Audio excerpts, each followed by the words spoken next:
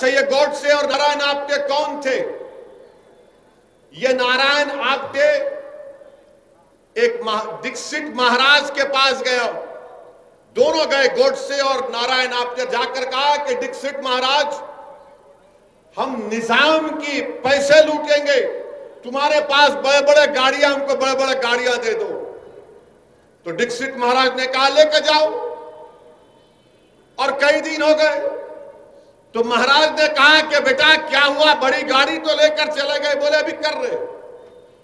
बाद में दीक्षित महाराज को समझ में नहीं आया, तो गए, जाकर देखा तो क्या हुआ कि उनकी बड़ी अंपाला गाड़ी में नारायण आप्टे अपनी गर्लफ्रेंड के साथ इश्क रचा रहे हैं।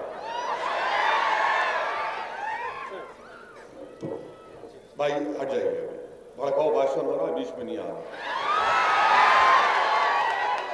ये हिस्टोरिकल फैक्ट है, हिस्टोरिकल फैक्ट है, मैं बिल्कुल सच्चाई से कह रहा हूं। वो महाराज बोले ये क्या है, तुम तो गाड़ी लेकर गए थे निजाम के पैसे लूटने के लिए, और तुम यहां पर अपनी गर्लफ्रेंड के साथ हमटी डमटी मनी हनीमून क्या कर रहे हो? ये एक पहली मिसाल। दूसरा, उन्होंने जाकर पैसे लिए कि हमको स्टेन गन चाहिए, क्योंकि पार्टीशन में जुल्म हो रहा है, हम स्टेन गन से हिफाजत करेंगे। अक्सरेती तबकों की स्टेन गन ले लिए, उसको कॉक करना नहीं आया, इस्तेमाल करना नहीं आया। ये इनका बैकग्राउंड। और गोडसे का और एक बैकग्राउंड सुनो आप। गोडसे इस भारत देश का, आजाद भारत का सबसे पहला टेररिस्ट।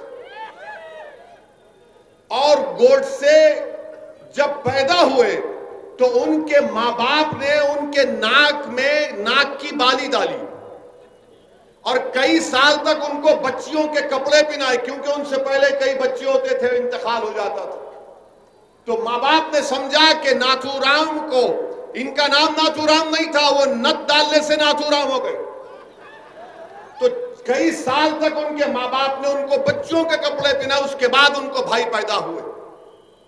तो गोडसे को एक तकलीफ थी कि मुझे अपनी मर्दानगी दिखाना है, मैं मर्द हूं, मैं मर्द हूं। उसको एक जहन में पैदा हो गई थी बात, ये नफ्सियात का शिकार हो गया था। इसलिए गोडसे ने अपनी मर्दानगी को दिखाने के लिए जहर आलूदा माने हेटफुल आइडियोलॉजी को अपनाया, और गांधी के सीने में 3 गोलियां दाग दी। बताइए आप कि 28 जनवरी तक गोडसे और नारायण आप्टे के पास पिस्टल नहीं था, बंदूक नहीं थी। अगर मैं गलत ना कहूं तो 9mm बेरेटा पिस्टल था। वो ग्वालियर का एक शख्स इन लोगों को पिस्टल दिया, और कोर्ट में जो पिस्टल, जो हथियार गोडसे के हाथ में दिया, वो छूट गया। जिसने गोडसे को वेपन दिया गांधी को मारने का, वो बच गया। आप बताइए फिर ये क्या हो रहा है?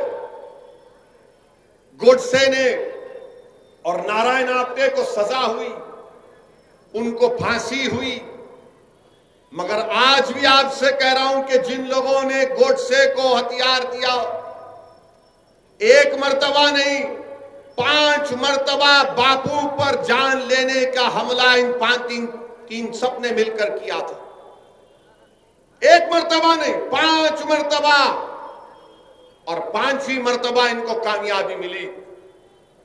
मुंबई का एक पुलिस का अहदेदार था, नाम याद नहीं आ रहा, उस वक्त मोरारजी देसाई वहां के होम मिनिस्टर थे। उसने जाकर कहा कि गोडसे मुलविस है, सावरकर का इन्वॉल्वमेंट है।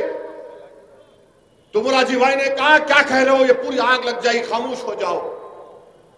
कपूर कमीशन में पूरा खुलकर आ गया कि कौन कौन से लोग थे। मेरे अजीज दोस्तों और बुजुर्गों, अगर आज भी भारत में गांधी से मोहब्बत करने वाले हैं तो याद रखो, मैं तुमसे कह रहा हूं, या तो ये देश अंबेडकर के बना हुए संविधान पर चलेगा, ये देश गांधी की कुर्बानियों को रायगा जाने नहीं देगा, ये देश हमारे मुजाहिदीन आजादी, जिसमें नेहरू, मौलाना अबुल कलाम आजाद, जौहर बरादरान, सुभाष चंद्र बोस, ऐसे कई लोग थे जिन्होंने अपना खून पसीना बहाया। 1 साल 2 साल नहीं, 10-10 साल, 8-8 साल जेलों में अपनी जिंदगी गुजारी। इन लोगों की कुर्बानी को अगर आप रायगा देना चाहते हैं और इस मुल्क को गोडसे के रास्ते पर लेकर जाना चाहते हैं, तो यकीनन ये हम तमाम के लिए शर्मिंदगी की बात होगी